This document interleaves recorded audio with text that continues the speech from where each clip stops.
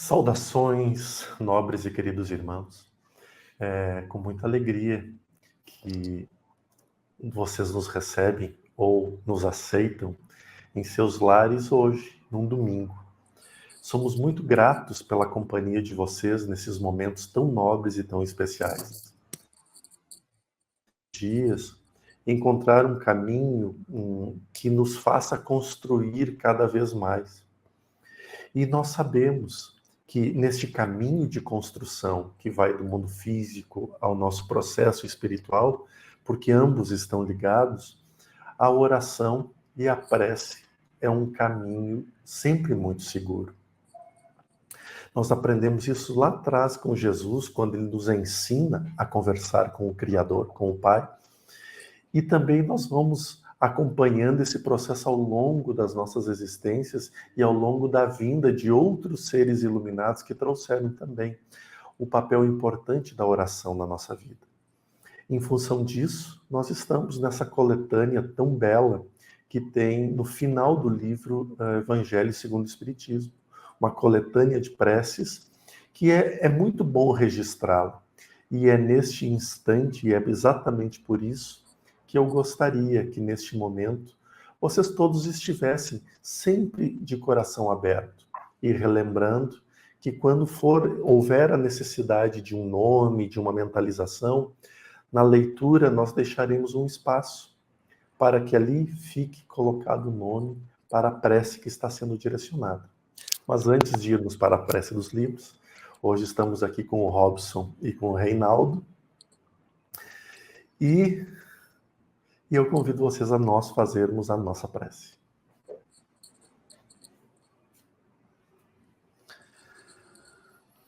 Amado e bondoso Pai, querido e bondoso Jesus, neste instante, Senhor, aonde a Tua luz e a Tua presença se faz tão importante e necessária na nossa caminhada, eu rogo a Ti a proteção, o amparo, a luz, para que nós, juntos, tenhamos a capacidade de viver no amor, na paz e na sabedoria. Permita que neste fim de semana, que neste domingo, e que no decorrer dessa semana, a Tua presença amiga possa ser vivida e sentida. E assim, dessa forma, termos nós a força necessária para vencer os nossos medos, as nossas preocupações e as nossas tentações. Obrigado, Senhor, por tudo, e damos por iniciado nesse instante este trabalho de amor e de luz. Que assim seja. Que assim seja. Tá bom. Bom, eu vou fazer a leitura então aqui do capítulo de hoje. Nós estamos no capítulo 28, o item número 20 da prece para resistir a uma tentação. Prefácio. Todo mau pensamento pode ter duas origens: a nossa própria imperfeição espiritual ou uma funesta influência que age sobre ela. Neste último caso, temos a indicação de uma fraqueza que nos expõe a essas influências e, portanto, de que a nossa alma é imperfeita. Dessa maneira, aquele que falir não poderá desculpar-se com a simples influência de um espírito estranho, desde que esse espírito não poderá levá-lo ao mal se o encontrasse inacessível à sedução.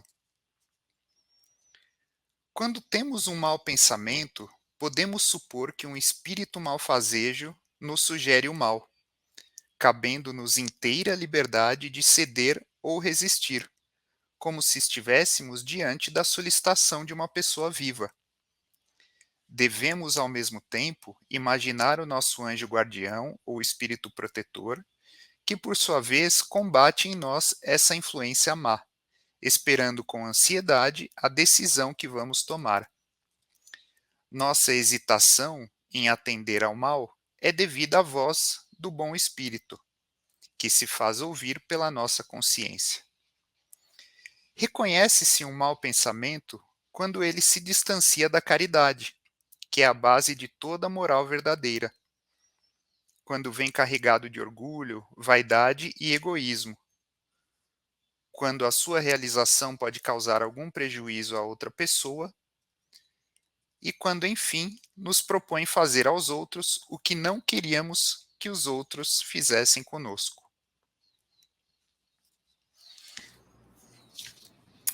Fazemos comentário?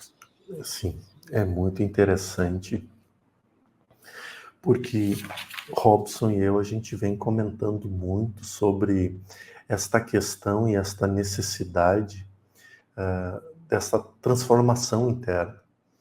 E, inclusive, a gente está até pensando alguma forma em de que a gente possa trazer mais oportunidades como aquela que tivemos com o mentor Eikenas, de falarmos sobre o conhecimento vigente da ciência e junto com a espiritualidade. Porque nós percebemos muito essa necessidade dessa corrigenda interna.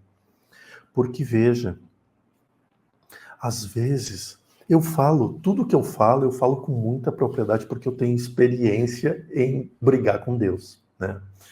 Então, eu reclamo muito de Deus, ainda. Então, o que muita gente faz, eu já fiz ou ainda faço. E muitas vezes a gente briga com Deus pela, aspas, uma má sorte que a gente tem, algo que aconteceu, uma facilidade maior de irritabilidade, e a gente vai perdendo o controle. E nós sabemos por várias questões que somos rodeados e cercados de espíritos o tempo todo. E estes espíritos terão ação maior ou menor conforme a sua permissão, com a permissão que nós damos. Quando nós convidamos pessoas para entrar na nossa casa e nós damos a elas plena liberdade e plena autoridade sobre a casa, nós temos que estar ciente que a gente permitiu, inclusive, que mudasse coisas de lugar.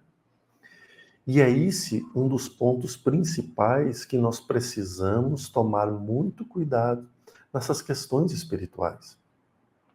Eu reforço o Livro dos Espíritos quando Kardec pergunta aos espíritos se eles influenciam o nosso dia a dia.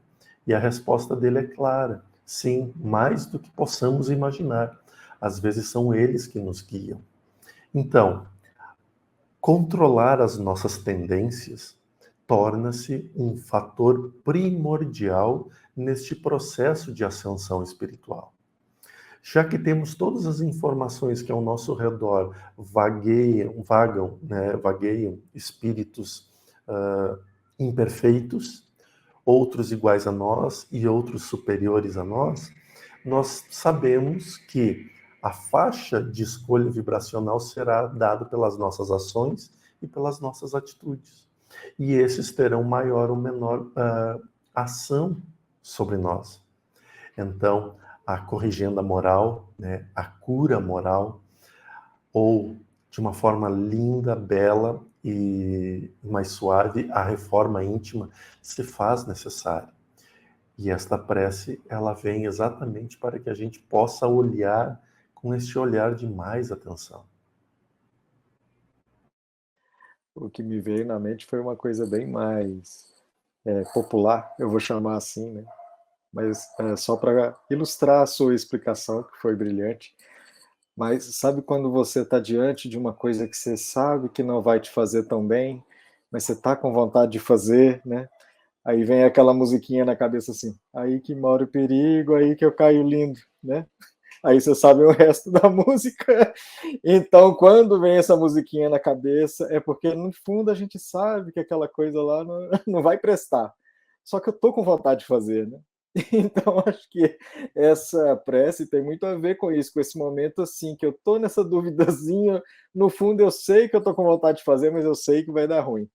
Aí acho que a gente tem que fazer essa prece, que daqui a pouco o Reinaldo vai ler. Acho que é bem por aí, né, Robson? E até construindo aí em cima do que você comentou, o mando é sempre nosso, né? Quando fala assim, eu estou com a vontade de fazer, né? A vontade de agir ou não agir em direção àquela tentação, né? Como a gente está falando de tentação, é sempre nosso.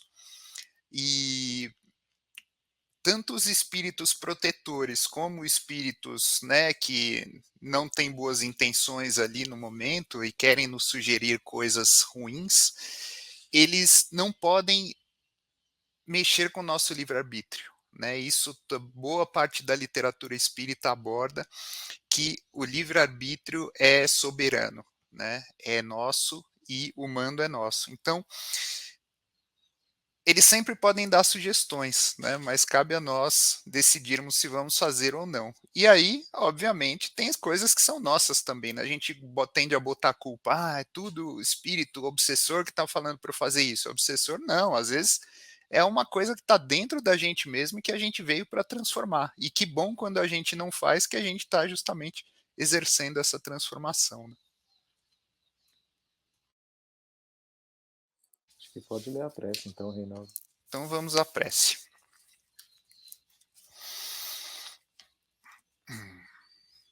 Deus Todo-Poderoso, não me deixais sucumbir à tentação de cair no erro. Espíritos benevolentes que me protegeis, desviai de mim este mau pensamento e dai-me a força de resistir à sugestão do mal. Se eu sucumbir, merecerei a expiação da minha falta nesta mesma existência e em outra, porque sou livre para escolher.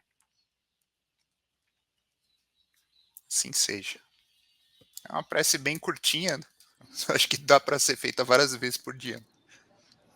Acho que é necessária várias vezes por dia, porque toda hora a gente está com vontade de fazer um trem meio errado, assim. Mas aí eu acho que pode ler a instrução preliminar da segunda, Vamos. logo a seguida, né, que tem uma relação com essa. Sim, tem uma relação direta, porque é uma prece que fala justamente de um agradecimento, né, por uma vitória sobre uma tentação. Então eu vou ler o prefácio e logo em seguida a prece, que é bem curtinha.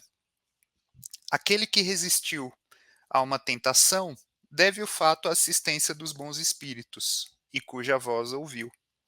Deve, pois, agradecer a Deus e ao seu anjo guardião. E a prece é: Meu Deus, eu vos agradeço por me haverdes permitido sair vitorioso da luta que tive de sustentar contra o mal. Fazei que esta vitória me dê a força de resistir a novas tentações. E vós, meu anjo guardião, recebei o meu agradecimento pela assistência que me destes. Que a minha submissão aos vossos conselhos me faça merecer novamente a vossa proteção.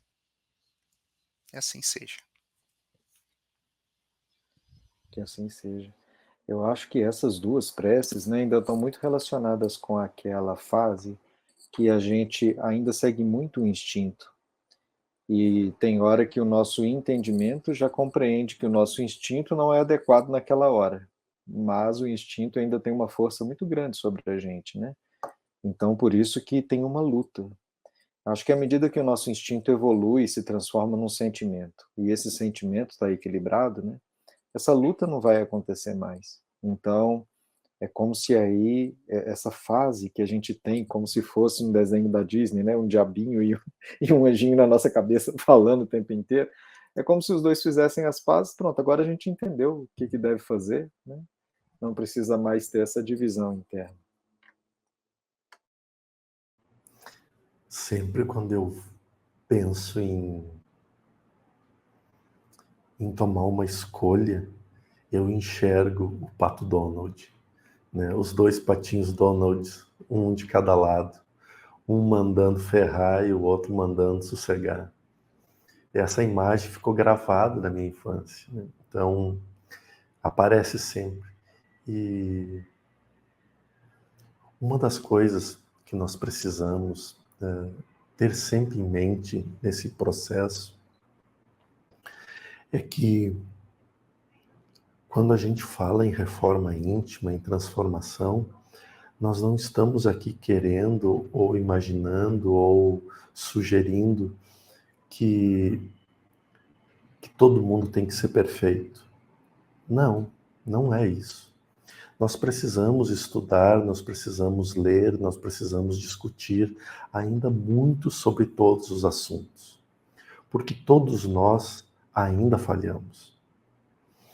E então, se em algum momento ocorrer essa vacilada, essa pisada na jaca, essa pisada escorregada na casca de banana, ou sei lá, tem tantas formas da gente dizer isso, não se desespere. Simplesmente volte para a estrada e continue o processo. Esse foi o recado do Oikenaz quando ele me passou sobre isso. Ele disse: meu filho, a viagem a Deus é uma estrada sinuosa, porém nós não conhecemos a rodovia ainda. E é normal que em alguns momentos a nossa velocidade esteja um pouco alterada e a gente saia da estrada. Nesse momento, não crie desespero, apenas volte à estrada e continue seu caminho. Esse foi uma recomendação que o Oikenaz me trouxe há um tempo atrás e que eu achei muito bela, porque não é começar a estrada lá do início de novo. É só voltar para a estrada e continuar da onde a gente está. E, Jordi, mais um complemento que cabe muito aqui nesse capítulo é com relação ao tratamento que se dá a esses pensamentos que muitas vezes são ruins, né? E uma coisa que eu aprendi lendo em vários lugares, inclusive com suas palestras, é sobre você tratar com amor, muitas vezes, aquelas sugestões que vêm e que não são tão amigáveis, né? Porque a gente tende a combater fogo com fogo. E caso essa sugestão seja uma influência externa, de fato a gente só vai irritar, né, o nosso amiguinho que está tentando nos levar para o mal, né? Então, se nós conversamos mentalmente com essa sugestão, aceitamos e explicamos a ela que não é o melhor caminho a ser tomado, é uma correção de rota, uma volta para a estrada, vamos dizer assim, usando a sua figura, muito mais suave do que a gente dar um rodopio e brigar, etc e tal, e depois voltar para a estrada de novo. Então, essa para mim, foi uma mudança de paradigma muito forte há um tempo atrás, que eu comecei a praticar e percebi como é muito mais suave você aceitar e até se perdoar muitas vezes as imperfeições que você pensa, mas que boa parte delas não pratica.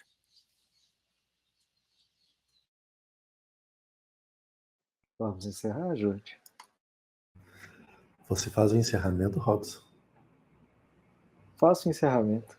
Então, essa foi uma prece do capítulo 28, Preces para si mesmo, um trecho que fala sobre para resistir à tentação e vitória obtida sobre a tentação, né? Espero que vocês tenham gostado desse estudo e na semana que vem a gente vem com o próximo tópico de Kardec. Bom domingo para todos, até a próxima.